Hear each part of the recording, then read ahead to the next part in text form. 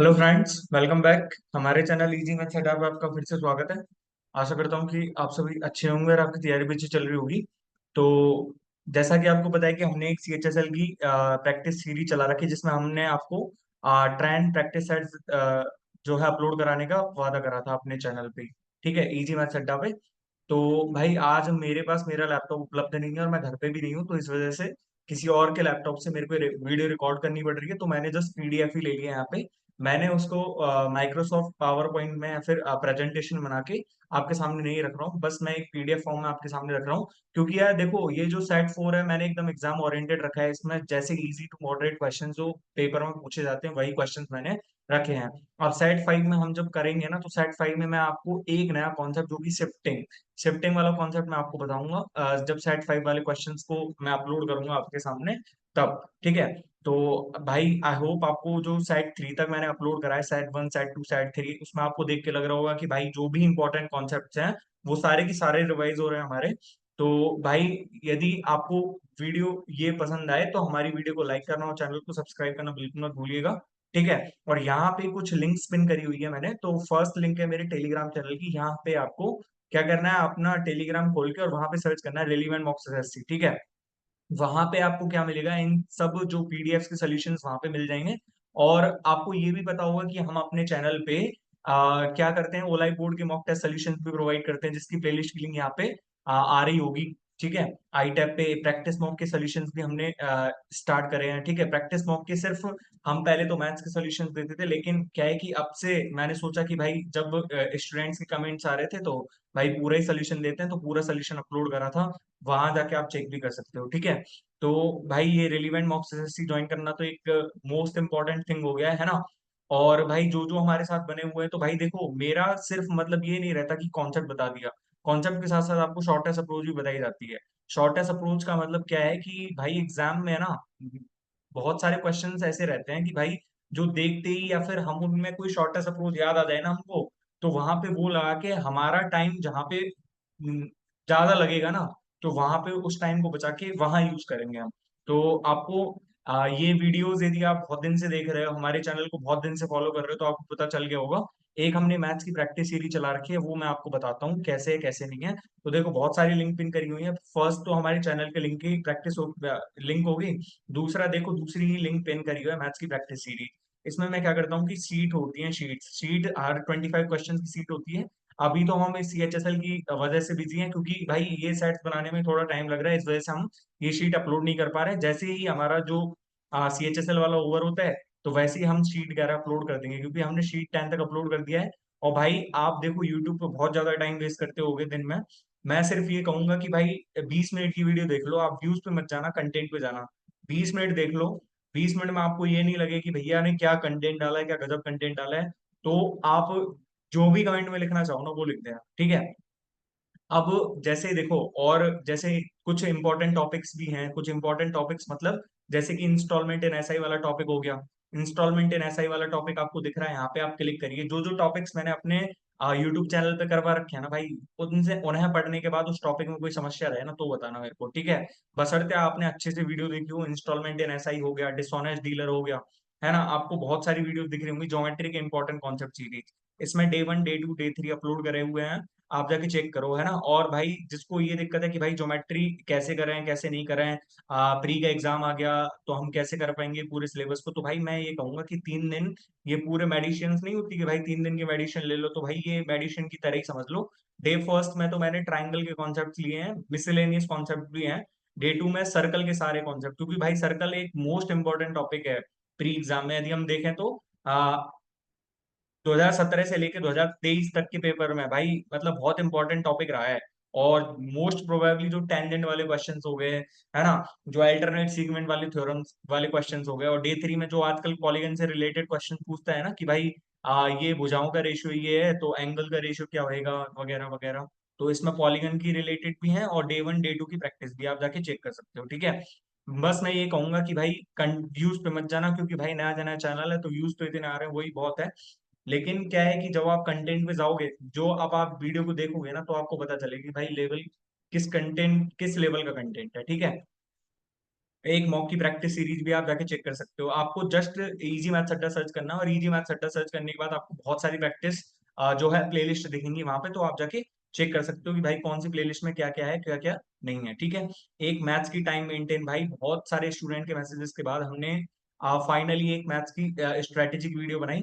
हालांकि मैं ये वीडियो देखना सजेस्ट नहीं करूंगा, पर फिर भी वही है कि भाई जिनको ये रहता है ना कि स्ट्रेटेजी देख लें एक बार क्या रहेगा, भाई स्ट्रेटेजीज को बहुत अच्छे से रोज करा गया है। इस वीडियो को देखने के बाद आपका स्ट्रेटेजी देखने का भूत ना उतरे ना, तो भाई सच बता रहा हूँ कि भाई मैथ्स को करना ही छोड़ देना, क्योंकि भाई देखो मैथ्स में कोई स्ट्रेटेजी काम नहीं आएगी, सिर्फ आपको प्रैक्टिस काम आएगी। ठीक है। और प्रैक्टिस के लिए भी मैंने जो ज्ञान दिया है इसमें आप जाके देख लेना एक बार, क्योंकि भाई देखो स्ट्रेटेजी का मतलब तो ये है कि देखो आज तुम किसी और टॉपर की स्ट्रेटेजी फॉलो कर रहे हो, कल के लिए टॉपर कोई और होगा तो उसकी स्ट्रेटेजी तुम फॉलो करोगे, तो भाई स्ट्रेटेजीज का कोई मतलब ही नहीं रहता। ठीक है। तो मेरा सजेशन यही है कि आप प्रैक्टिस करो जितना हो सके मैथ्स में। एक लीनियर रेस वाला टॉपिक है भाई, मोस्ट इंपॉर्टेंट टॉपिक्स हैं ये, instalment in SI, dishonest dealer, linear race, और ये एवरेज वाला कॉन्सेप्ट, एवरेज में जो एलिगेशन डेविएशन वाले क्वेश्चंस पूछता है वो सारे मैंने इसमें समझा रखे हैं। ठीक है। ट्रेन के कॉन्सेप्ट्स हो गए, जो एलिगेशन डेविएशन वगैरह सब समझा रखे हैं, आप देख सकते हो। ये हमारे टेलीग्राम चैनल, ये हमारा यूट्यूब चैनल है, आप इस पे जाके सर्च कर सकते हो। ये पीडीएफ जस्ट सोल्यूशन के बाद ही आपके जो है हमारे टेलीग्राम चैनल रेलिवेंट मॉक्स एसएससी पे अपलोड कर दी जाएगी। ठीक है। तो विदाउट वेस्टिंग टाइम मैं क्वेश्चंस की तरफ बढ़ रहा हूँ। फर्स्ट क्वेश्चन है मेरे पास। अच्छा, फर्स्ट क्वेश्चन है मेरे पास यहाँ पे, if a certain sum of money will become 13 times of itself in 48 year at the simple interest, then same sum of money become 37 times of itself in how many years. तो 37 times of itself in how many years मेरे को बताओगे? भाई 37 time तो होना ही नहीं चाहिए, क्योंकि 13 का मल्टीपल होना चाहिए ना यहाँ पे। अच्छा, ओके ओके, तो मेरे को कितना, ठीक है ठीक है। मतलब मैं यदि यहाँ से आपसे ये क्वेश्चन पूछूं तो यहाँ पे कैसा आंसर आना चाहिए, मतलब यहाँ पे यदि मेरे पास 13 टाइम्स है, 13 टाइम्स है, ठीक है, और यहाँ पे मेरे पास ये 37 टाइम्स दे रखा है। अब मैं सपोज करो कि मैं आपसे एक क्वेश्चन करता हूँ, जैसे मैं आपको पहले कॉन्सेप्ट समझाना चाहूंगा, वैसे तो इसका आंसर 144 ईयर्स है, क्योंकि यहाँ पे सिर्फ जैसे 3 गुना ही हो रहा है ना, 3 गुना ही हो रहा है ना, मतलब यहाँ पे मैं 39 ही होना चाहिए वैसे तो, 39 टाइम्स ही। ठीक है। पर ये ब्याज को कंसीडर कर रहा होगा तो 12 यहाँ पे मिला है, 12 यूनिट, यहाँ पे 36 यूनिट मिला है, तो 12 यूनिट ब्याज इसको 48 में मिला है, तो 36 यूनिट ब्याज 144 ईयर में मिल जाएगा। वो कैसे हुआ कैसे नहीं हुआ वो देख लेते हैं। जैसे सपोज करो कि मैं सबसे सरल प्रिंसिपल मान के चलता हूँ, मेरे पास 100 रुपए का प्रिंसिपल था, इस पे मैं 10% का इंटरेस्ट लगाऊंगा, तो फर्स्ट ईयर के बाद मेरे पास अमाउंट कितना हो जाएगा? 110। अब आपने जब कंपाउंड इंटरेस्ट पढ़ा था, तो कंपाउंड इंटरेस्ट में आपने ये चीज पढ़ी होगी कि भाई जो दूसरे ईयर का अमाउंट रहेगा हमारे पास, वो सॉरी जो हमारे पास जो फर्स्ट ईयर के बाद जो अमाउंट आएगा, वो हमारे पास दूसरे ईयर के लिए प्रिंसिपल रहेगा, दूसरे ईयर के लिए प्रिंसिपल रहेगा। यानी कि अब ये हमारे पास अमाउंट है, तो हमारे पास इस पे लगेगा अब 10% ब्याज, तो इस पे 10% ब्याज हो गया, मेरे पास ये अमाउंट आ जाएगा 121, 121 आ जाएगा मेरे पास अमाउंट। अब मेरे पास जो थर्ड ईयर के लिए प्रिंसिपल है वो कितना है, वो मेरे पास कितना है? 121 है, तो 121 पे मैं 10% ब्याज लगाऊंगा, तो मेरे पास कितना हो जाएगा? 133.1 अमाउंट हो गया मेरे पास, 133.1 अमाउंट हो गया ना। अब मैं यहाँ पे देख क्या पा रहा हूँ, देख क्या पा रहा हूँ कि मेरे पास पहले यहाँ पे कितना था, मेरे पास 100 था, 100 था, 100 का ये कितना हुआ, 100 का मेरे पास अमाउंट कितना हो गया? 1.1 टाइम्स ही था, है ना, 1.1 टाइम्स ही है ना मेरे पास। जब ये 1.1 टाइम्स है, तो ये कितना टाइम्स हो गया यहाँ से यहाँ तक, यदि मैं बात करूँ तो, यदि यहाँ से यहाँ तक मैं बात करूँ तो ये मेरे पास कितना हो जाएगा? 1.21 टाइम्स, 1.21 टाइम्स। और यहाँ से यहाँ तक यदि मैं देखूं तो ये मेरे पास कितना हो जाएगा? 1.331 टाइम्स, 1.331 टाइम्स। यही तो हुआ ना, यही हुआ ना हमारे पास। जब हमने ये यहाँ से 100 था मेरे पास, तो 3 ईयर्स के बाद मेरे पास कितना हो गया? 133.1 हो गया। अब यहाँ से आप देख पा रहे हो क्या कि फर्स्ट ईयर के बाद जो मेरे पास ब्याज आ रहा है, फर्स्ट ईयर के बाद जो मेरे पास अमाउंट आ रहा है वो कितना आ रहा है? 1.1 टाइम्स। ये 1.1 टाइम्स कब आया? फर्स्ट ईयर के बाद। तो सेकंड ईयर के बाद हमारे पास जस्ट स्क्वायर टाइम्स ही हो रहा है, सेकंड ईयर के बाद जब जस्ट हमारे पास स्क्वायर टाइम्स ही हो रहा है, थर्ड ईयर के बाद भी हमारे पास क्या हो रहा है? ये 1.1 टाइम्स, यानी कि क्यूब टाइम्स ही हो रहा है, क्यूब टाइम्स ही हो रहा है ना। तो मतलब यहाँ पे भी हम यही तो करेंगे ना कि भाई जैसे हमारे पास यहाँ पे 13 टाइम्स है और यहाँ पे मेरे पास 39 टाइम्स होता, तो मेरे पास यहाँ पे 144 ईयर्स आंसर होता। ठीक है। दूसरा क्वेश्चन है मेरे पास, समझ सको तो बढ़िया है भाई, मैंने एक क्वेश्चन पहले ही समझा दिया है इस तरह का, आप वहां जाके चेक कर लेना। ठीक है। दूसरा क्वेश्चन है मेरे पास, दूसरा question, a trader sells his goods to a customer at a profit of X%, besides it he cheats by 10% by buying and gives 825 gram instead of 975 gram. His overall profit percentage is 62.5%। Find the value of x. मेरे को x की value चाहिए, है ना। तो भाई dishonest dealer वाला video मैं आपको सजेस्ट करूंगा कि भाई आप डिसऑनेस्ट डीलर वाला वीडियो देखिए। आपको एक भी डाउट रहे तो मेरे को बताना, ठीक है। आप इन क्वेश्चंस को चुटकियों में करो, चुटकियों में। मैं वैसे तो इसका वैसे ही बता सकता हूँ आपको कि भाई मतलब इसको बेसिक से कैसे करना चाहिए, कैसे नहीं करना चाहिए। लेकिन यार देखो, एडवांस मेथड भी चलते हैं एकदम, एडवांस मेथड भी चलते हैं, फिर बेसिक भी बता ही देता हूँ, चलो, है ना। जैसे मेरे पास यहाँ पे एक्स प्रतिशत के लाभ पे बेच रहा है, एक्स प्रतिशत के लाभ पे बेच रहा है। मतलब मैं यहां से कितना कह सकता हूं कि इसके अलावा वह खरीदते समय 10% का धोखा देता है और 975 ग्राम के बजाय 825 ग्राम देता है। मतलब मैं यहां से कितना कह सकता हूं कि मेरे पास जब 10% का वो खरीदते टाइम वो कर रहा है, मतलब उसने 1000 ग्राम की जगह लिया कितना, उसने 1000 ग्राम की जगह उसने लिया 1100 ग्राम। 1100 ग्राम ही लिया ना उसने। मतलब मैं इसको 100 रुपीज मान लू कि 100 रुपीज की प्राइस यदि 1000 ग्राम की प्राइस यदि 100 रुपीज थी, तो उसको 100 रुपीज में 1000 ग्राम की जगह ना मिलके 1100 ग्राम लिया है उसने। तो यहां से जब ये 975 ग्राम है तो 975 ग्राम की जगह 825 ग्राम दे रहा है। मतलब मैं यहाँ से 975 ग्राम की वैल्यू निकालता हूँ पहले। तो 975 ग्राम की वैल्यू मेरे पास कितनी हो जाएगी यहाँ से, 975 ग्राम का मतलब उसके लिए कॉस्ट प्राइस कितना पड़ा, 1100 ग्राम का कॉस्ट प्राइस पड़ा उसको कितना, 100 रुपीज। तो मैं यहाँ से कितना कह सकता हूँ कि मेरे पास 975 ग्राम का कितना पड़ेगा, 975 ग्राम के निकाल लेना। फिर जब ये 975 ग्राम है यहाँ पे मेरे पास कॉस्ट प्राइस निकल जाएगा 975 ग्राम का। लेकिन वो दे कितना रहा है, वो 825 ग्राम ही दे रहा है। यानी कि मेरे पास पहले 825 ग्राम का भी निकाल लूंगा, 825 ग्राम का भी निकाल लूंगा मैं। तो 825 ग्राम का जब मेरे पास कॉस्ट प्राइस आ जाएगा, यहाँ पे 825 ग्राम का जब कॉस्ट प्राइस आ जाएगा, मतलब यहाँ पे एक 1100 की प्राइस जब मेरे पास 100 है, तो एक एक ग्राम की प्राइस मेरे पास कितनी हो जाएगी, सॉरी, मतलब 1100 ग्राम की प्राइस मेरे पास यदि 100 है, 1100 ग्राम की प्राइस यदि मेरे पास 100 है, तो एक ग्राम की प्राइस मेरे पास कितनी हो जाएगी, 1/11। यानी कि मैं यहाँ से कितना कह सकता हूँ कि मेरे पास 825 ग्राम की कितनी हो जाएगी, 7 और 5, 75 रुपीज। 75 रुपीज में आ जाएगा ना मेरे पास। तो जब उसका कॉस्ट प्राइस इतना था, कॉस्ट प्राइस उतना था, लेकिन ये सेलिंग प्राइस में दे कितने में रहा है, दे ये कितने में रहा है, एक्स प्रतिशत के लाभ पे बेच रहा है, लेकिन उसको 62.5% का लाभ हो रहा है। ठीक है, तो आपको समझ में आया होगा। मैं कहूंगा कि आप डिसऑनेस्ट डीलर वाला वीडियो जाके देखिए। अब मैंने आपको हिंट दे दी है थोड़ी सी, और मेरा काम थोड़ा सा हिंट देना ही था। मैं आपको हर बार बेसिक बताऊंगा तो भाई बेसिक के चक्कर में तुम एडवांस मेथड भूल जाओगे, ठीक है। तो मेरे पास यहाँ पे सजेशन क्या है कि देखो, 10% चीट करता है वो खरीद वाइल बाइंग। तो मतलब उसने 1000 ग्राम की जगह कितना लिया, 1100 ग्राम लिया उसने। लेकिन वो दे कितना रहा है, दे वो 975 ग्राम की जगह 825 ही रहा है। और उसको प्रॉफिट कितना हो रहा है, प्रॉफिट हो रहा है 62.5 ग्राम, 62.5%। मतलब कि यदि उसका जो 62.5% है मेरे पास, तो यहाँ पे 62.5% मेरे पास कितना हो जाएगा, 5/8। 5/8 यानी कि 8 की चीज को उसने 13 में बेचा, 8 की चीज को उसने 13 में बेचा। मैंने यहाँ पे प्रॉफिट अभी कंसीडर नहीं करा है, प्रॉफिट अभी कंसीडर नहीं करा है मैंने। प्रॉफिट को यदि यहाँ पे 100 है, तो मैं यहाँ पे 100 प्लस में एक्स में बेचा होगा उसने। ठीक है, तो जस्ट इसका मल्टीप्लाई ही तो करना है मेरे को। देखो 825 को 975 है, इसको काटो तो मेरे पास यहाँ पे कितना हो जाएगा, ये यहाँ पे मेरे पास कितना हो जाएगा, ये 25 3 75 और 25 9 225। ठीक है, और यहाँ पे यदि मैं काटूंगा तो 25 3 75, है ना, और 25 3 75। ठीक है, इसको 3 से काटूंगा तो 11/13, है ना। और यहाँ से यदि ये कट दिया मैंने इससे, इससे ये जीरो डबल जीरो काट दिया और 11 से ये कट गया, तो मेरे पास यहाँ पे 10 से 13 आ रहा है, 10 से 13 आ रहा है।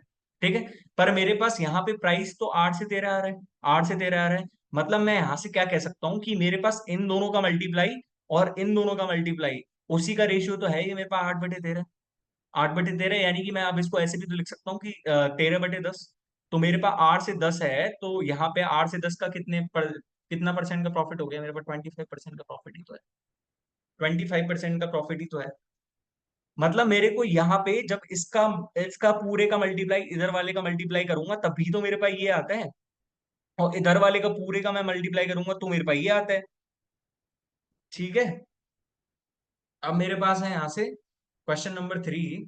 और क्वेश्चन नंबर 3 में मेरे पास दिया हुआ है, market price of any object is 50% more than the cost price by increasing 20% in the market price and 20% in the selling price, profit becomes twice. अच्छा, प्रॉफिट बिकम्स ट्वाइस है। If initial market price is rupees 300, then what is the initial selling price of the object. भाई यहाँ पे initial market price दे दिया मेरे को, initial market price मतलब यहाँ पे कह कितना रहा है मेरे से पहले, कह रहा है सीपी एमपी का रेशियो कितना दे रखा है मेरे को, 50% मोर है, एमपी 50% मोर है, यानी कि यदि ये 3 है तो ये 2 है, तो मैं 200 और 300 ही मान लूं, तो यहाँ पे कॉस्ट प्राइस 200 रुपीज आ गई, मेरे पास मार्केट प्राइस कितना आ गया, 300 रुपीज। अब ये कह कितना रहा है कि मेरे को इंक्रीज करना है मार्केट प्राइस में 20%, और यहाँ पे सेलिंग प्राइस में भी 20% इंक्रीज होगा, तो मेरे पास प्रॉफिट ट्वाइस हो जाएगा। तो मैं इसका बाई ऑप्शन जाना चाहूंगा, क्योंकि सबसे सरल ऑप्शन यही पड़ता है मेरे पास।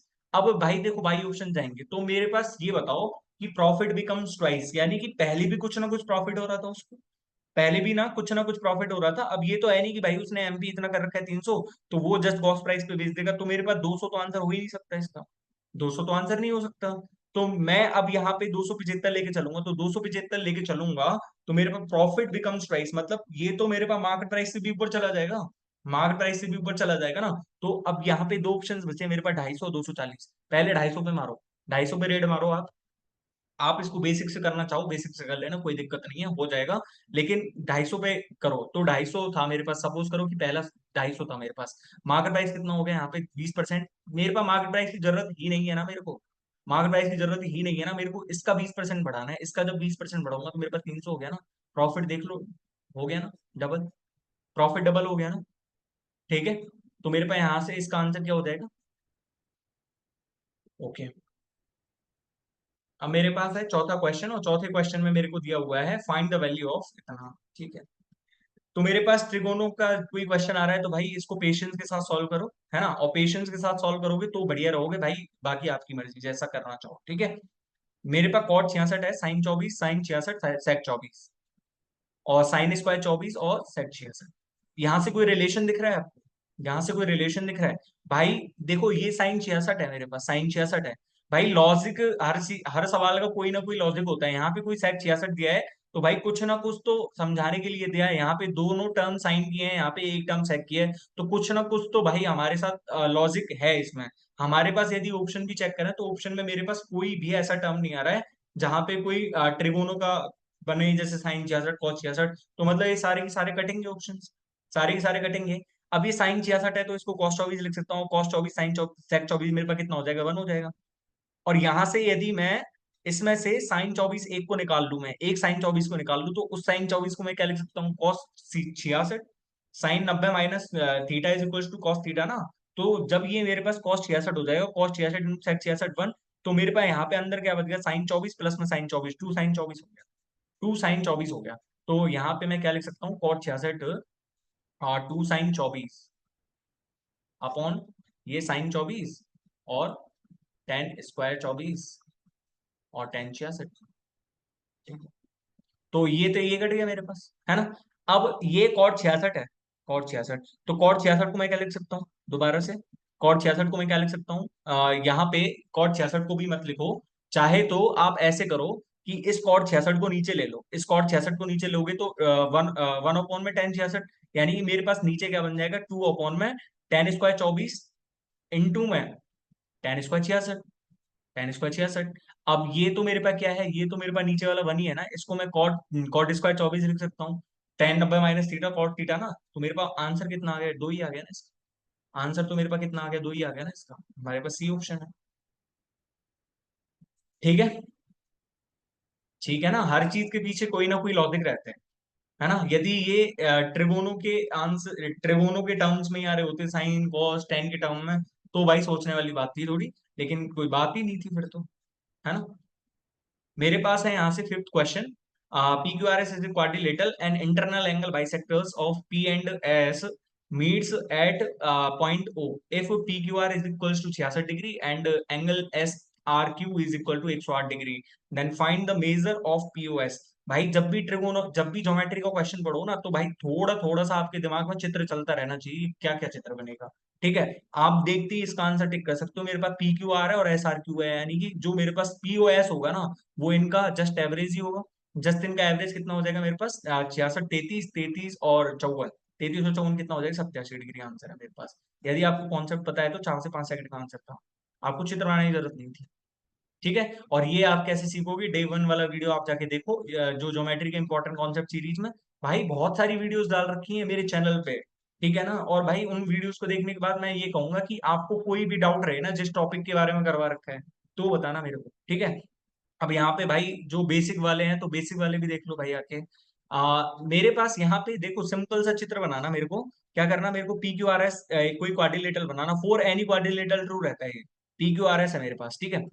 तो यहाँ पे मेरे को क्या दिया हुआ है, P Q R is equal to 66 degree, और ये मेरे को दिया हुआ है 108 डिग्री, ठीक है।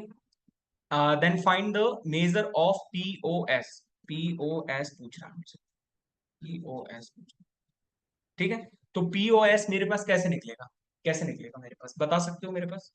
यहाँ ये मेरे पास 108 है, ये मेरे पास 66 है, 108 और 66 मेरे पास कितना हो जाएगा, 174, 174। मतलब मेरे पास जो दोनों बचे हुए एंगल हैं, दोनों बचे हुए एंगल वो मेरे पास कितने आएंगे, दोनों बचे हुए एंगल वो मेरे पास कितने आ जाएंगे, ये यहाँ से 74, 26 और 60 कितना हो जाएगा, 86, 186 आ जाएगा। मतलब ये दोनों एंगल, कोण पी और कोण एस, कोण पी प्लस में कोण एस मेरे पास कितना हो जाएगा यहाँ से, 186 डिग्री। 186 प्लस में 174, 360 ही होता है ना, 360 ही होता है ना। अब यहाँ पे ये मेरे पास क्या है, मेरे को कोण पीओएस निकालना है, कोण पीओएस। तो कोण पीओएस मेरे पास कैसे निकलेगा, कोई बता सकता है मेरे को, कोई बता सकता है क्या मेरे को, बताओ। अब तो समझ में आ गया होगा भाई, इतना समझा दिया मैंने। हाँ, अब तो भाई आप सीधा सीधा ही लगा सकते हो इस चीज का आंसर, तो अनुमान लगा सकते हो, तो अब भी बताने की जरूरत पड़ रही है क्या इसमें, ठीक है। तो अब क्वेश्चन नंबर बढ़ते हैं, छठवा क्वेश्चन। छठवा क्वेश्चन है मेरे पास। अच्छा भाई इंपॉर्टेंट कॉन्सेप्ट लगा लेना इसको, इंपॉर्टेंट क्वेश्चन है ये। A train with stoppage travels with an average speed of 50 kilometre per hour, if it stops on an average 20 minutes per hour, then find the average speed of train without stoppage, without stoppage.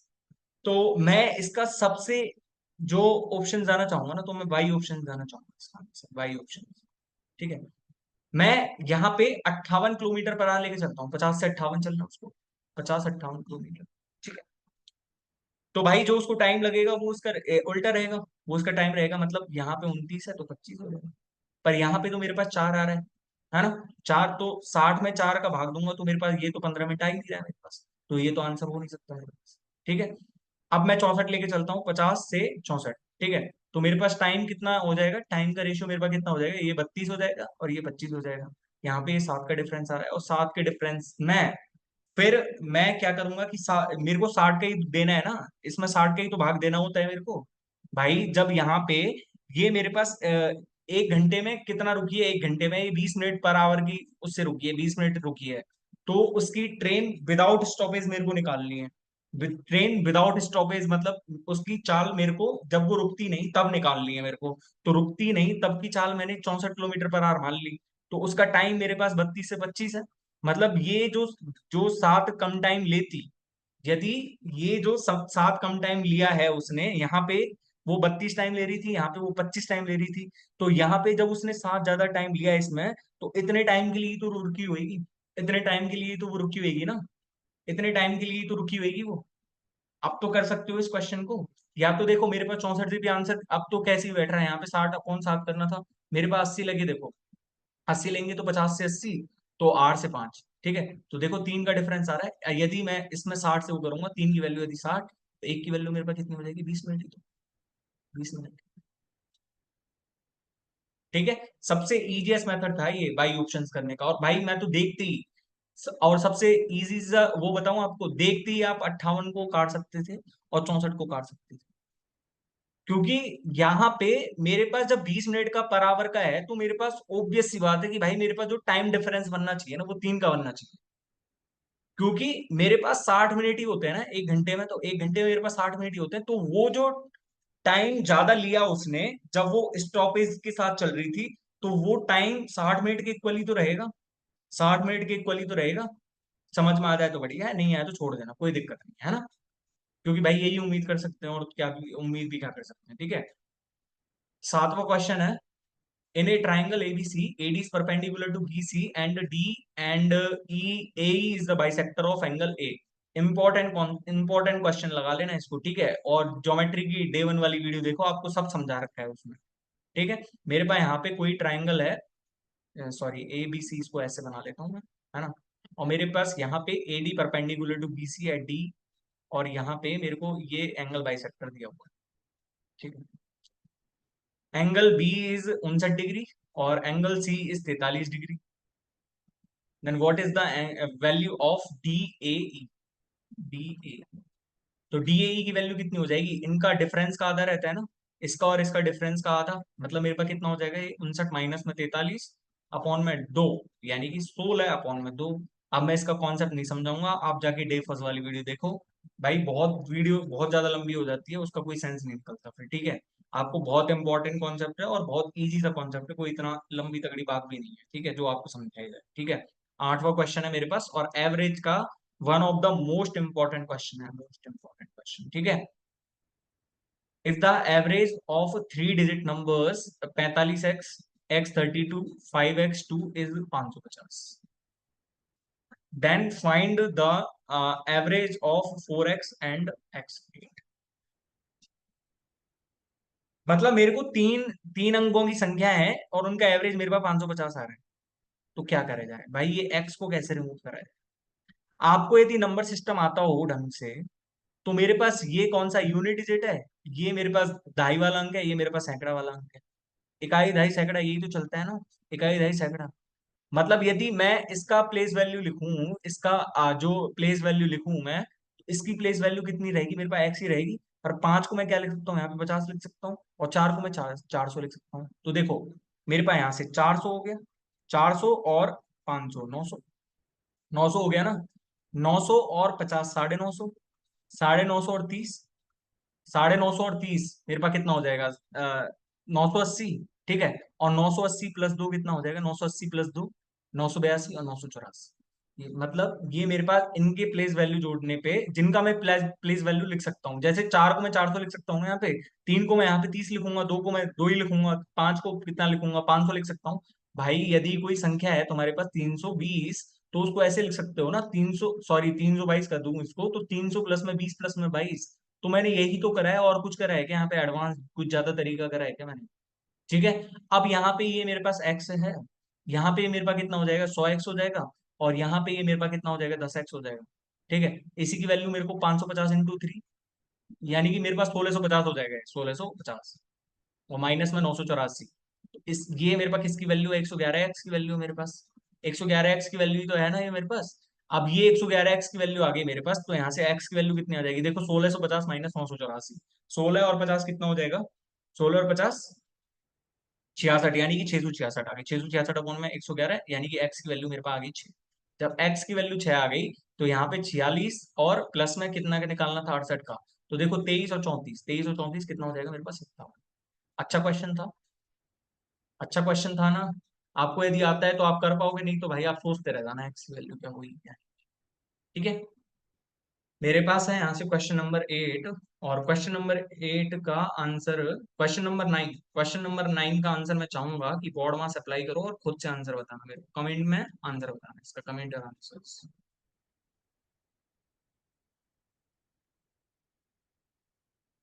ठीक है।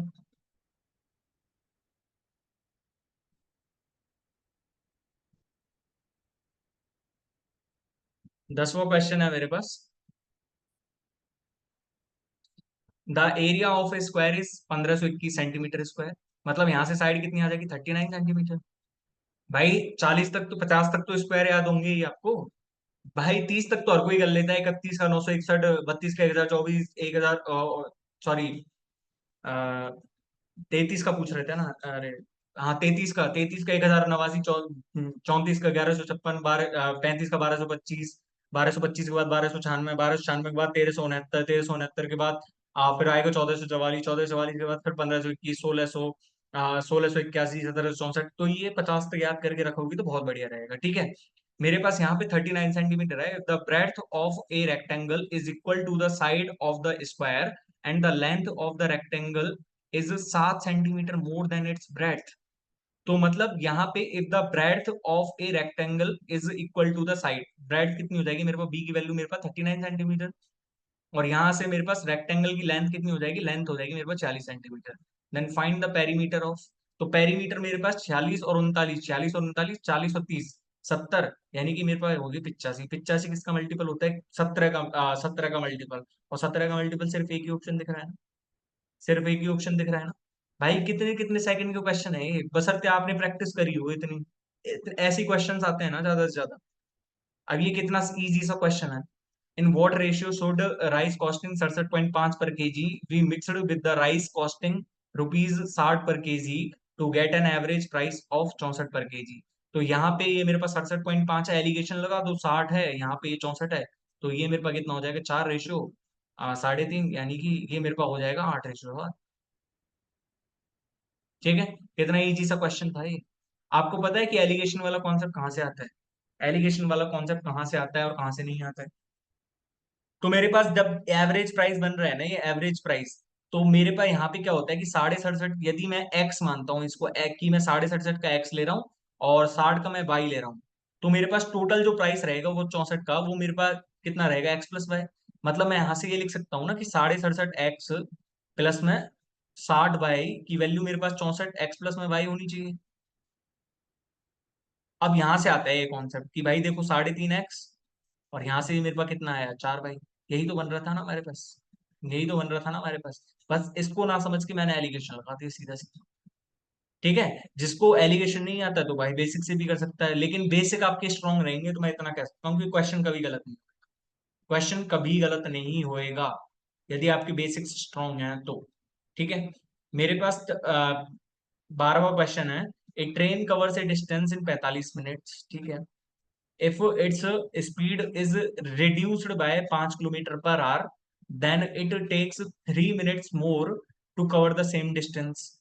The distance that the train has to cover is, तो भाई या तो आपको ये चीज समझ में आनी चाहिए कि मेरे पास यहाँ पे क्या है कि डिस्टेंस सेम है, डिस्टेंस मेरे पास सेम है। आपको लग नहीं रहा है यहाँ पे कि हमको दिया हुआ है कवर द सेम डिस्टेंस, मतलब ये यहाँ पे मेन पॉइंट ये है मेरे पास। तो आपको यदि एक फॉर्मूला, तो यदि ये पता हो कि मेरे पास यदि एक्चुअल टाइम का फॉर्मूला क्या होता है, कि यदि मेरे पास यहाँ पे स्पीड है थी, मेरे पास एक्चुअल स्पीड थी मेरे पास एस, तो एस को यदि मैंने S1 से बढ़ाया, मतलब कुछ ना कुछ स्पीड बढ़ाई मैंने, तो यहाँ से एस प्लस में S1 अपॉन में S1 इंटू में T1। अब T1 यहाँ पे क्या रहेगा, यदि मैं स्पीड को बढ़ाऊंगा तो मेरे पास टाइम घटेगा, टाइम घटेगा, जितना टाइम घटा है वो है T1। इसी की वैल्यू तो मेरे पास ये है ना कि S माइनस में S2, मतलब ये मैंने S2 कम करी है, कम करी है, जितनी कम करी है अपॉन में S2 इंटू में T2, क्योंकि जब स्पीड को बढ़ाएंगे तो मेरे पास टाइम ज्यादा लगेगा। एक तो हम ये फॉर्मूला लगा सकते हैं सीधा सीधा, पहले हम यहाँ से एक्चुअल टाइम निकालेंगे कि भाई एक्चुअल टाइम कितना था उसका ट्रेन का पहुंचने का। लेकिन यहाँ पे जरूरत ही क्या है, हमको जरूरत ही क्या है यहाँ पे, तो सीधा सीधा डिस्टेंस सेम का फॉर्मूला लगा दो ना यहाँ पे, सीधा सीधा डिस्टेंस सेम का फॉर्मूला लगा दो ना यहाँ पे। देखो मेरे पास है यहाँ पे कितना, जो है 45 मिनट में कवर करती थी एक डिस्टेंस को। ठीक है, तो मेरे पास जब 45 मिनट्स में जब वो कवर कर रही है, तो यहाँ से मैं कितना मान सकता हूँ कि यदि मैं उसको स्पीड को मान लूं, यदि मैं एस मान लूं, स्पीड को फर्स्ट ऑफ ऑल यदि मैं एस मान लूं, तो मेरे पास यहाँ से मिनट्स कितना लग रहा है, 3/4 आवर्स, 3/4 आवर्स। और इसी की वैल्यू तो मेरे पास कितनी है, एस माइनस में कितना कर रहा है, 5, एस माइनस में 5 ही तो कर रहा है ना।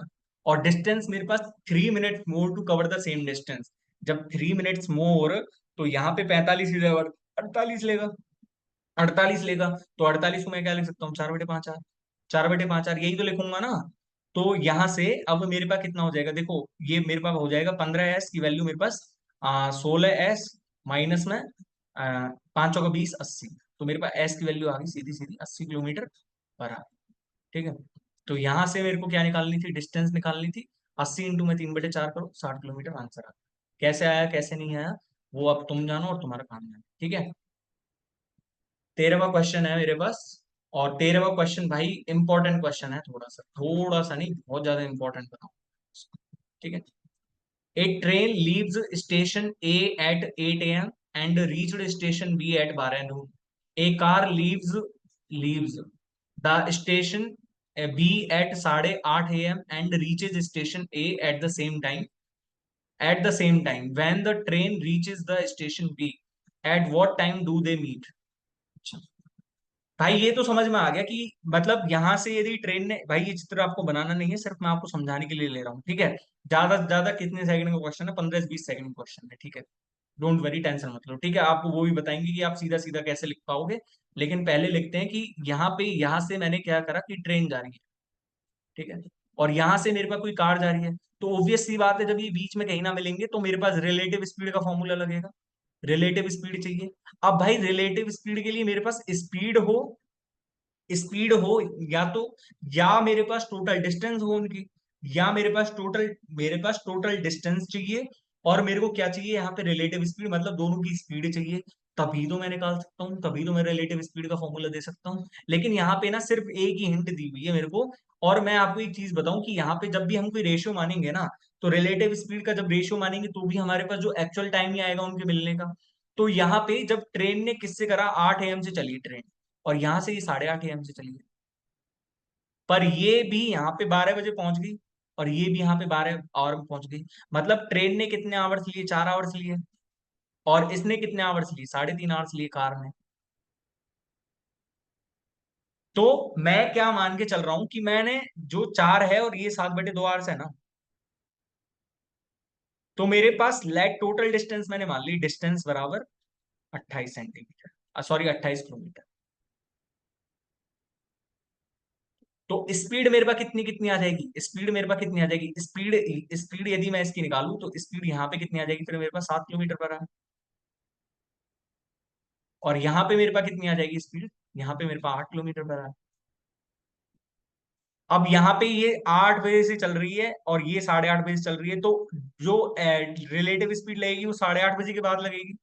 तो मतलब मैं कह सकता हूँ कि आधे घंटे में इसने कितना स्पीड चल लिया होगा, आधे घंटे में इसने 3.5 चल लिया होगा। मतलब अब जो एवरेज स्पीड पे हमारा फॉर्मूला लगेगा, तो वो 28 - 3 यानी कि 24.5 पे लगेगा हमारे पास। 24.5 अपॉन में, यह 8 किलोमीटर पर आवर से चल रही थी, सॉरी, ये 8 किलोमीटर पर आवर से चल रही थी, और ये 7 किलोमीटर से चल रही थी, तो हमारे पास टोटल कितना हो जाएगा, 15। तो इसका करो अब 15, 24.5 इंटू में, अपॉन में 15 इंटू में 60 करो, मतलब मिनट्स में ही निकाल लेते हैं हम। 4 से इसका करेंगे तो 24 × 4 = 96, और 98, 98 मिनट्स, ठीक है। जब 98 मिनट्स बाद मिलेंगे तो 8:30 के 98 मिनट्स बाद करेंगे, तो 8:30 से 98 मिनट्स लेंगे तो मेरे पास 10:08 AM तो आ रहा है, 10:08 AM ही तो आ रहा है, ठीक है। 1 घंटे से ज्यादा ही चला गया भाई, 1 घंटे से तो ज्यादा ही चला गया, 1 घंटे से तो 8 ज्यादा है, ये तो हमारे पास ये तो आंसर था ही नहीं, आप एक जीतते ही आंसर लगा सकते थे। कितने सेकंड का आंसर था ये, ज्यादा से ज्यादा। आपको चित्र बना के समझाना पड़ा है, बस समझाना ही पड़ा है, समझाने में थोड़ा टाइम तो लगता ही है, ठीक है। अच्छा, मेरे पास है यहाँ से 14वां क्वेश्चन।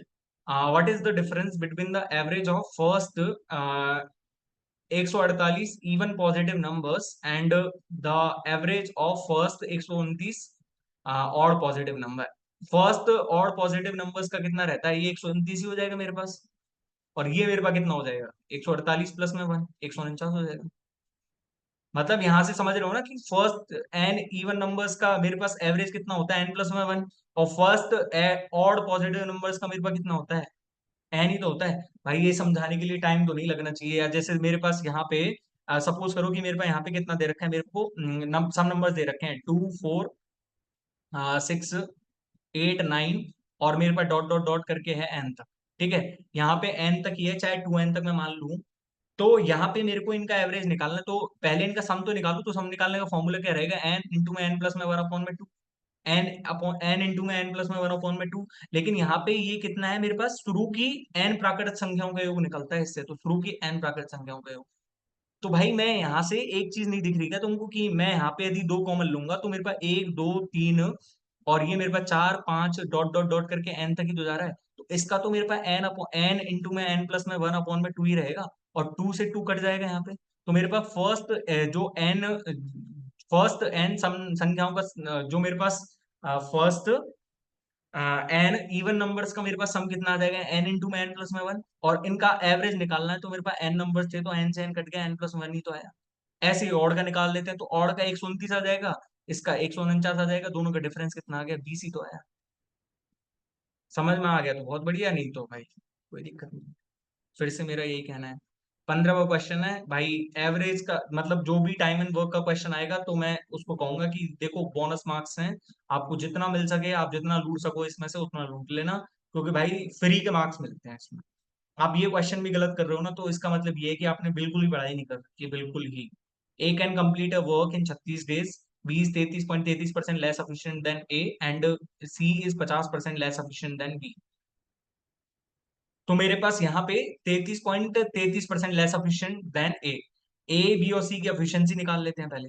ए की एफिशिएंसी यदि 3 मान लो, तो बी की एफिशिएंसी 2 है मेरे पास, और सी की एफिशिएंसी मेरे पास कितनी हो जाएगी, 1 हो जाएगी। All three started working together, but A left after no days, and after the start of the work, and we left 3 days before the completion of work. तो मेरे पास पहले टोटल वर्क तो निकाल लो। इसकी एफिशिएंसी मेरे पास 3 है और ये 36 डेज में कर रहा था, तो टोटल वर्क मेरे पास कितना हो जाएगा, टोटल वर्क। ये मेरे पास डेज दे रखे हैं, तो एक एक इसलिए दे रखे हैं हमको, टोटल वर्क कैलकुलेट करने के लिए दे रखे हैं 108। इसकी एफिशिएंसी 3 है और 36 डेज में पूरा कर देता है ये काम को, तो टोटल काम ही तो है ये 108। अब यहाँ पे कह क्या रहा है कि इसने, ए ने 9 डेज के बाद छोड़ दिया, जब जब से काम स्टार्ट हुआ। 9 डेज के बाद छोड़ दिया इसने, जब से काम स्टार्ट। मतलब मेरे पास यहाँ पे थोड़ी सी शिफ्टिंग लगानी है मेरे को। थोड़ी सी शिफ्टिंग का मतलब ये है कि but A left 9 days after the start of the work. मतलब इसने 9 डेज के बाद छोड़ा। मैं इससे ये कह रहा हूँ तू काम ही मत करे। जब तू 9 डेज के बाद छोड़ रहा है तो भाई तू क्या ही सगा होएगा किसी का। मैं इससे कह रहा हूँ कि भाई तू काम ही मत कर। तो इसने जो 9 डेज में काम करा होगा वो 27 काम करा होगा। मैं इसमें से 27 काम को घटा देता हूँ, यानी कि अब मेरे पास टोटल काम था 81। 81 मतलब मैंने ये कह दिया कि ए तू डिलीट ही हो जा भाई, तेरे से काम ही नहीं करवा रहे। ठीक है। अब बी क्या कह रहा है कि बी ने 3 days before the completion of work, मतलब बी ने 3 दिन पहले छोड़ दिया काम। तो बी ने जब 3 दिन पहले छोड़ दिया, तो भाई मैं इससे रिक्वेस्ट कर रहा हूँ, इसके हाथ पैर पड़ रहा और मैंने कह रहा कि भाई यार तू प्लीज 3 दिन और रुक जा। जब ये 3 दिन और रुकता तो ये 6 डेज और काम कर लेता, मतलब मेरे पास 87 वर्क था। अब लास्ट डेज तक मैंने जब बी को मना लिया, तो बी और सी ने ही काम करा है। बी और सी ने मिलकर ही तो काम करा है, तो बी और सी ने 3 एफिशिएंसी के साथ करा होगा। मतलब मैं कितना कह सकता हूँ कि मेरे पास जो वर्क फिनिश हुआ होगा वो सी ऑप्शन आ रहा है ना मेरे को, 29 डेज। ठीक है। मेरे पास 16 का क्वेश्चन है, when the price of the sugar increase by 28%। 28% मतलब यहां से 7/25। ठीक है। A family reduced it's consumption per month such that the expenditure on sugar was only 12% more than the earlier one. If the family consumed 18.4 sugar per month earlier, oh, then what is its new consumption of sugar after the increase in price? मतलब मेरे पास यहाँ पे एक formula होता है सीधा सीधा, एक्सपेंडिचर बराबर price into consumption. Price into consumption मतलब प्राइस यदि बढ़ रहा है और हमको प्राइस मान लो बढ़ रहा है, तो हमको एक्सपेंडिचर एक्सपेंडिचर को यदि सेम रखना है तो मेरे को कंजम्पशन घटाना पड़ेगा। कंजम्पशन घटाना पड़ेगा। मतलब मैं यहां से क्या कह सकता हूँ, यदि एक्सपेंडिचर को मेरे को सेम रखना है, चलो मैं सारे कॉन्सेप्ट बता देता हूँ यहाँ पे। यदि मेरे को एक्सपेंडिचर को सेम रखने की कहता, तो मेरे पास जो प्राइस का रेशियो होता, मतलब जिस रेशियो में प्राइस बढ़ता, तो उसी रेशियो में मैं कंजम्पशन को घटा देता। उसी में मैं कंजम्पशन को घटाता ना। जैसे सपोज करो कि 25% बढ़ता, तो 4 से 5 होता, यानी कि मैं कंजम्पशन को कितना कर देता, 5 से 4 कर देता। क्योंकि मेरे को एक्सपेंडिचर सेम रखना है। एक्सपेंडिचर तभी तो सेम हो सकता था ना। पर यहाँ पे कह कितना रहा है कि हमारे पास एक्सपेंडिचर भी बढ़ रहा है और प्राइस भी बढ़ रहा है। प्राइस कितना बढ़ रहा है हमारे पास, 25 से 32 हो रहा है। तो मेरे पास एक्सपेंडिचर को कितना बढ़ा रहा है, 12%, मतलब वो 25 से 28 ही कर रहा है एक्सपेंडिचर को। तो मेरे पास कंजम्पशन कितना करना पड़ेगा, कंजम्पशन कंजम्पशन के लिए मेरे को इधर लेके जाना पड़ेगा इसको। इधर लेके जाऊंगा तो देखो मेरे पास 25 से 25 कट जाएगा, मतलब कंजम्पशन को उसको 32 से 28 करना है। 32 से 28 करना है। आप समझ में आ गया ना। 32 से 28। इसी 32 की वैल्यू मेरे को कितनी दी हुई है, 18.4 kg दी हुई है ना। 18.4 kg। तो मेरे पास इसकी वैल्यू पूछ रहा है। अब देखो ये 7 चौक 28 है, तो मेरे पास 7 का मल्टीपल भी चेक कर सकते हैं। देखो 7 दूनी 14 है, नहीं है। 7 दूनी 14 है, 7 के 21, ये 7 का मल्टीपल है। 7 दूनी 14 है और एक बच गया, 7 दूनी 14 है, ये भी 7 का मल्टीपल है। और मैंने, अब आप ये कहोगे कि जब ये 7 का मल्टीपल मिल गया तो क्यों चेक करते हैं आगे। भाई दो ऑप्शंस भी 7 के मल्टीपल हो सकते हैं, क्या पता हमसे पूरी ही कैलकुलेशन करवाना चाह रहा हो भाई। ठीक है। तो 32 की वैल्यू जब 18.4 है, तो मैं यहाँ से 4 की वैल्यू निकाल सकता हूँ ना। 4 की वैल्यू मैं निकाल सकता हूँ ना, यहाँ से 4 की वैल्यू निकालूंगा तो 23 × 184 होता है, यानी कि 2.7। और 2.7 का मल्टीपल तो सिर्फ 2.3 का मल्टीपल तो सिर्फ मेरे को एक ही दिख रहा है ना, 2.3 का मल्टीपल तो। ठीक है। क्वेश्चन ऐसे ही होते हैं, बस समझाने में थोड़ा टाइम लगता है। ठीक है। मेरे पास 17वां क्वेश्चन है, और 17वां क्वेश्चन भाई हाइट एंड डिस्टेंस का है, और ये भी सिर्फ बोनस मार्क्स मान के चलो आप, क्योंकि सबसे इजी टॉपिक्स पढ़ते हैं ये। हाइट एंड डिस्टेंस हो गया, टाइम एंड वर्क हो गया, पाइप एंड सिस्टम हो गया, पार्टनरशिप वाला क्वेश्चन हो गया। पार्टनरशिप का इतना टफ क्वेश्चंस नहीं आते हैं, ठीक है। The angles of elevation of the top of a tower from 2 points A and B at a distance of x meter and x plus 5 meter from the base of the tower of height 6 meter and in the same straight line with it are complementary to each other. Complementary मतलब दोनों का योग 90 है। तो मेरे पास यहाँ से ये 6 मीटर का टावर है, एक ए पॉइंट मैंने यहाँ पे मान लिया, एक बी पॉइंट मैंने यहाँ पे मान लिया। तो ए कितनी दूरी पे है, एक्स दूरी पे, और ये कितनी दूरी पे है, एक्स प्लस में 5 पे। एक्स प्लस में 5 पे, मतलब ये टोटल मेरे पास एक्स प्लस 5 है, टोटल मेरे पास एक्स प्लस 5 है। तो ऑब्वियसली मैं कह सकता हूँ कि ये मेरे पास 5 मीटर है, ऑब्वियसली 5 मीटर है, ठीक है। अब ये मेरे को कितना दे रखा है, ये यदि मैं थीटा मान लू इसको, तो मेरे पास ये 90 माइनस थीटा है। दोनों से लगा देना, दोनों में क्या लगा देना, टेन थीटा लगा देना, एक से टेन थीटा निकल जाएगा, एक से टेन 90 माइनस थीटा करोगे तो कॉट थीटा, दोनों का मल्टीप्लाई कर देना, आंसर आ जाएगा, ठीक है। कमेंट में आंसर बता देना, है ना। 18वां क्वेश्चन है मेरे पास। अच्छा 18वां क्वेश्चन अच्छा दे रखा है कि थोड़ा, चलो इसमें बताते हैं आपको कुछ नया, है ना। ऐसे क्वेश्चंस को कैसे अच्छा करा जाए।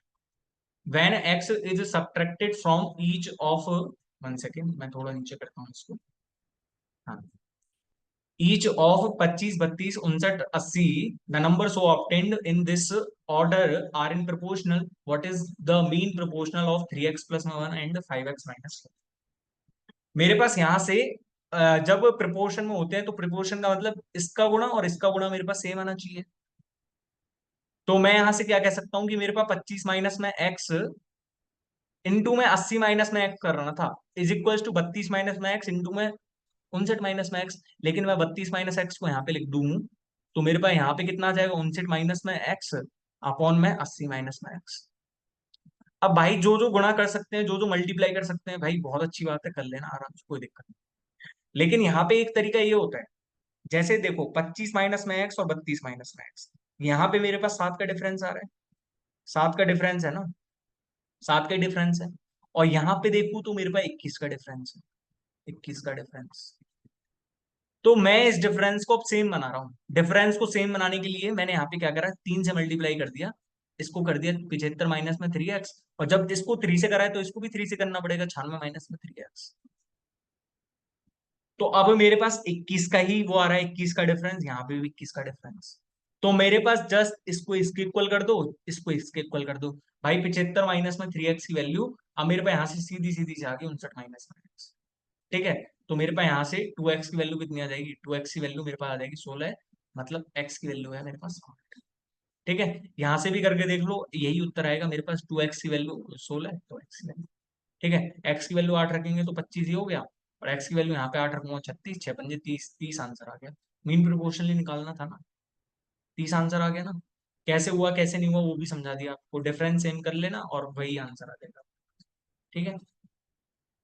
मेरे पास है यहाँ से question, A shopkeeper gives 3 articles free on the purchase of 13 articles and he also allows an additional discount of 14.28% to customer and still gains 8.33% profit. Find the ratio of marked price to cost price. Oh my god, कितना अच्छा question है। मेरे पास 3 articles free दे रहा है, कितने पे, कितने पे दे रहा है वो, 13 आर्टिकल्स पे। मतलब मैं यहां से कितना कह सकता हूँ कि मेरे पास वो 16 आर्टिकल्स पे कितना दे रहा है, तीन तीन आर्टिकल्स फ्री दे रहा होगा।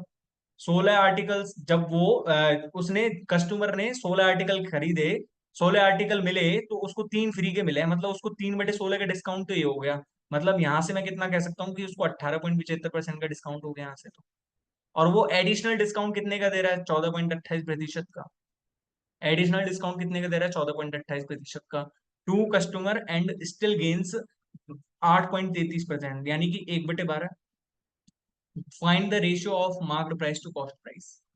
कैसे निकालोगे, कैसे निकालोगे, अब आपसे ये मैं पूछना चाहूंगा।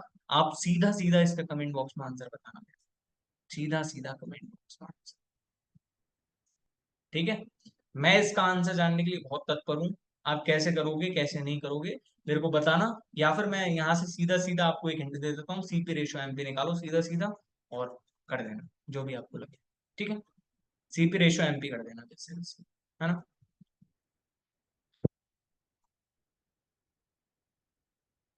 20वां क्वेश्चन है। अच्छा, डिसऑनेस्ट डीलर से ही है ये भी, है ना। डिसऑनेस्ट डीलर से ही मैंने आपको ये बताना चाहता हूँ कि भाई डिसऑनेस्ट डीलर के क्वेश्चन जब भी आएंगे तो आपसे गलत नहीं होना चाहिए, एटलीस्ट जो जो ये वीडियोस देख रहे हैं उनसे गलत नहीं होना चाहिए। A milkman deceives his suppliers by taking 1 liter more for every 5 liters that he is supposed to buy. He also deceived his customers by giving 1 liters less for every 9 liters that he is supposed to sell. मतलब मैं यहाँ से कह सकता हूँ कि उसने 5 से 6 खरीदा था, लेकिन वो कस्टमर को दे रहा है 9 से 8 में, मतलब 9 लीटर की जगह 8 लीटर ही दे रहा है, लेकिन खरीदा उसने 5 लीटर या 6 लीटर का। If he marks up the price by 30% and offers 20% discount, what is his overall gain percent in whole transaction? मतलब मैं यहाँ से क्या कह सकता हूँ, एक चीज आपको दिख रही है यहाँ पे कि मेरे पास यहाँ से 30% का मार्कअप करता है 10 से 13 में, लेकिन डिस्काउंट कितने का दे रहा है 20% का, मतलब 5 से 4 में दे रहा है चीज को। हमारे पास हो गया ना, यही तो इक्वेशन बनेगी मेरे पास। इनका मल्टीप्लाई कर दो, इनका मल्टीप्लाई कर दो, पर मल्टीप्लाई ही करना है तो मैं काट पीटी कर लेता हूँ यहाँ से, देखो ये 4 है, 2 बार कटिए। ठीक है, और ये 2 है तो ये 3। ठीक है, और कुछ काट सकते हैं हम? नहीं काट सकते। तो देखो 5 और 5 25 यानी कि 250। 250 की चीज को वो कितने में दे रहा है? 9 × 27, 27 × 13 करो। 27 × 13 करेंगे तो मेरे पास कितना आ जाएगा? 27 × 13 270 प्लस में 81, मतलब 351 आ गया। मेरे पास 101 का प्रॉफिट हो रहा है 250 पे। 101 का प्रॉफिट हो रहा है 250 पे। मतलब ये मेरे पास 40% होता तो मेरे पास 100 आता। मतलब 40% से ऊपर एक ही आंसर दे रखा है ना, 40.4%।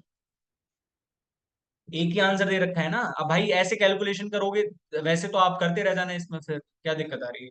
100 100 होता तो मेरे पास 40% आ जाता, लेकिन 100 से थोड़ा सा ऊपर है, और थोड़ा सा ऊपर भी भाई एक ही आंसर तो दिख रहा है यहाँ पे।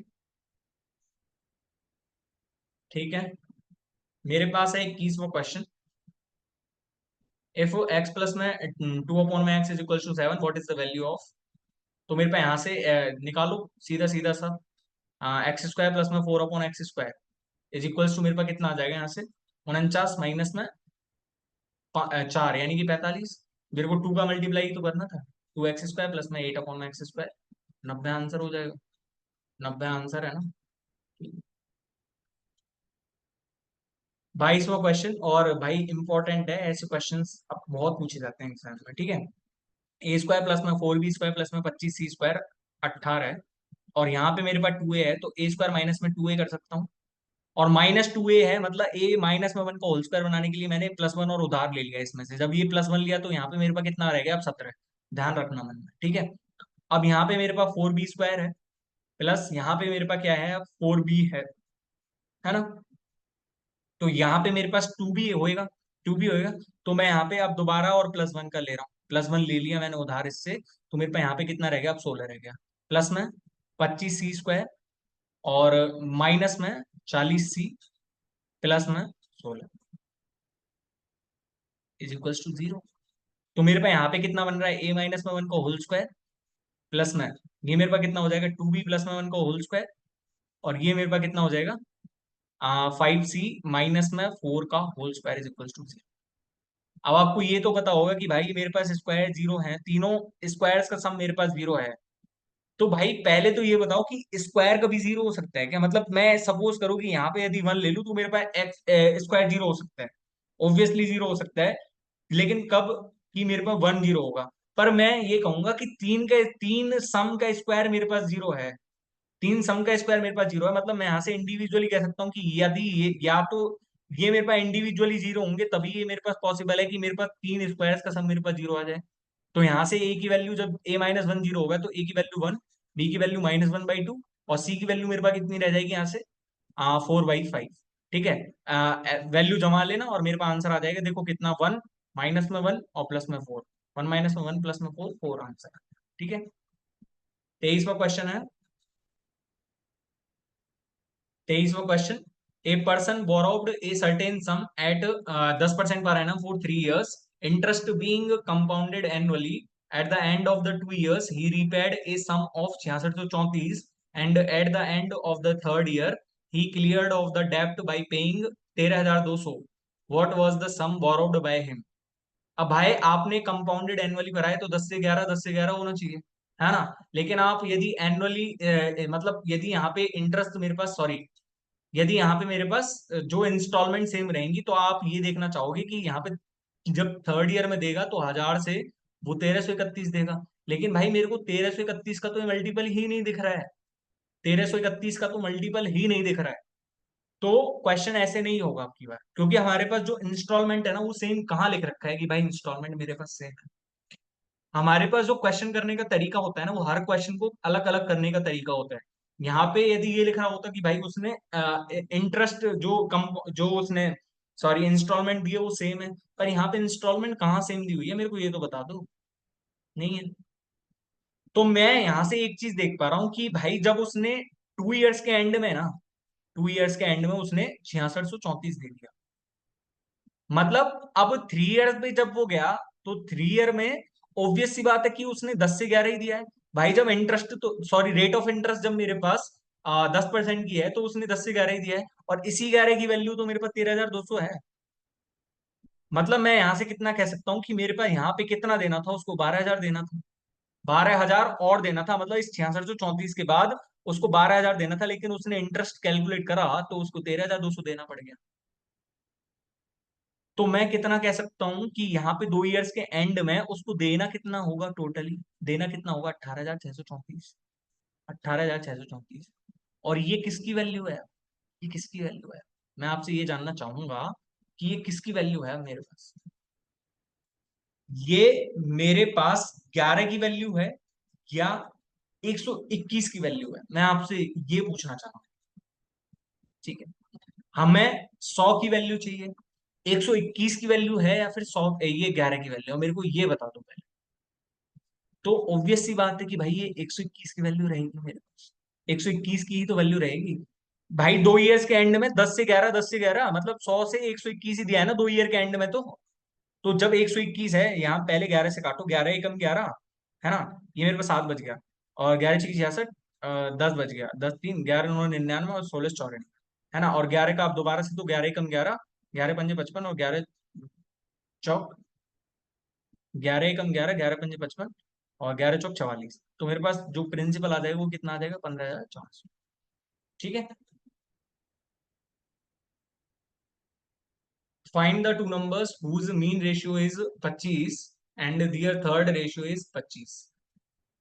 भाई ऑप्शन ही कर लेना भाई इसको, भाई ऑप्शन ही कर ले।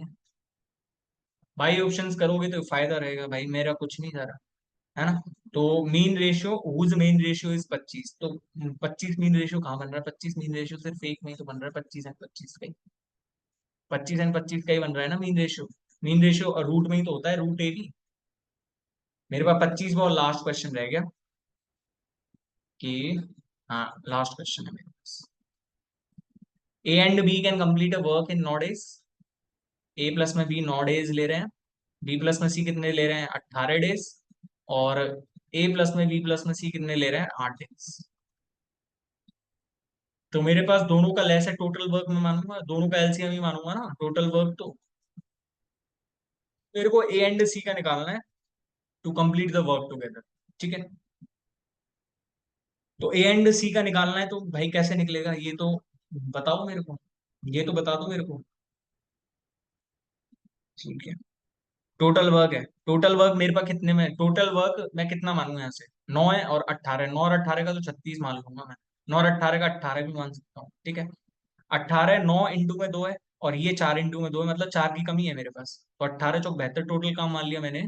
तो यहाँ पे इनकी एफिशिएंसी, ए प्लस में बी की एफिशिएंसी 8 आ गई, बी प्लस में सी की 4 आ गई, और ए प्लस में सी की, ए प्लस में बी प्लस में सी की मेरे पास कितनी आ जाएगी, 9 एफिशिएंसी आ जाएगी।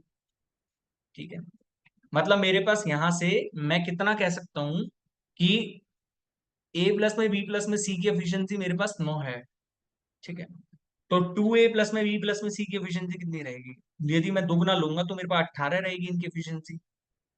अब ये मैंने 2 क्यों करा, क्योंकि इस 2 में से यदि मैं इसको और इसको घटा दूं तो मेरे पास ए प्लस में सी ही तो बचेगा, ए प्लस में सी। ए प्लस में सी की एफिशिएंसी यदि मैं टोटल की निकाल दूं, ए प्लस में सी की एफिशिएंसी, तो यहां से मेरे पास कितनी आनी चाहिए, 18 माइनस में 13, 18 माइनस में 12, मतलब मेरे पास 3 आएगी। 18 माइनस में 12 करूंगा तो मेरे पास 6, 6/3। तो कितने देर में कर देंगे, आंसर आ रहा है क्या? अरे 6 ही आएगा ना यहाँ पे, 6। तो 72/6 यानी कि 12 डेज आ गया आंसर, ठीक है। तो भाई अब देख लो, शीट 4 भी करवा दिए, है ना। और देखो, जिन जिन क्वेश्चंस के आंसर कमेंट बॉक्स में लिखने के लिए भेजा है, बोला है आपसे, तो उनके क्वेश्चंस के आंसर बताना, आपसे रिक्वेस्ट है, ठीक है। बाकी देखो, नुकसान आपका ही है, जो जो क्वेश्चंस के आंसर देते हैं भाई, उनसे पता चलता है कि उनकी तैयारी बहुत अच्छी चल रही है ना। तो जब शीट 5 हम करेंगे, तो शीट 5 में जैसा कि मैंने पहले ही बताया था आपको, कि शीट 5 में हम इंक्लूड करेंगे कैसे क्वेश्चन को, आपको मैं शिफ्टिंग मेथड बताऊंगा उसमें, ठीक है। हो सकता है कि थोड़ी लेट अपलोड हो, क्योंकि भाई कुछ सर्कमस्टेंसेस ऐसे हैं कि भाई अपलोड नहीं कर पा रहा हूँ, ठीक है। लेकिन भाई अपलोड तो करनी ही पड़ेंगे, अब भाई 10 सेट्स के लिए बोला है, तो भाई 10 सेट्स तो अपलोड करेंगे ही, है ना। तो थोड़ा लेट हो सकता है, लेकिन और कुछ स्टूडेंट्स का मैसेजेस आ रहे थे कि भाई 11वीं शीट कब अपलोड होगी। तो भाई वो यार सी एच एस एल तक का वेट करो, सी एच एस एल के बाद शायद हम इस चीज को अपलोड कर पाएंगे, क्योंकि शीट 10 तक आप देख लो ना, जब तक शीट 10 तक देख लो, रिवाइज कर लो कॉन्सेप्ट्स को, ठीक है। और कॉन्सेप्ट को रिवाइज करने के बाद आप प्रैक्टिस तो करो कि भाई आप लगा पा रहे हो उन कॉन्सेप्ट को या नहीं लगा पा रहे हो, ठीक है। तो आई होप वीडियो अच्छा लगा होगा, और वीडियो अच्छा लगा है तो वीडियो को लाइक करना और चैनल को सब्सक्राइब करना बिल्कुल मत भूलिएगा। थैंक यू सो मच, मिलते हैं नेक्स्ट वीडियो में, तब तक के लिए बाय।